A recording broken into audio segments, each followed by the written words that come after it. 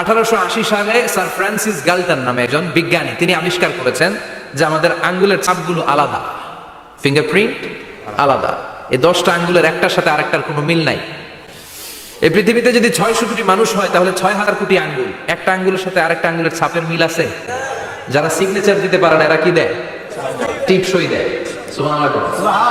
কি ম্যাজিক আল্লাহ আঙ্গুলে রেখে দিয়েছে, একটা আঙ্গুলের ছাপের সাথে আরেকটা আঙ্গুলের ছাপের মিল নাই। এখন এই বায়োমেট্রিক অথেন্টিকেশনের জন্য অনেক জায়গায় দিতে হয়।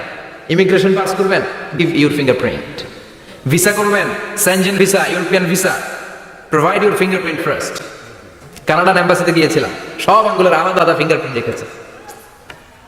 এখন এটা অথেন্টিকেশনের জন্য সিকিউরিটি পারপাস খুব গুরুত্বপূর্ণ। কিন্তু 1500 বছর আগে, 1880 মানে কি 200 বছর তো না, 200 বছর আগে বিজ্ঞানীরা আবিষ্কার করলো। 1500 বছর আগে সূরাতুল কিয়ামার ভিতরে ফিঙ্গারপ্রিন্টের কথা বলেছে কে?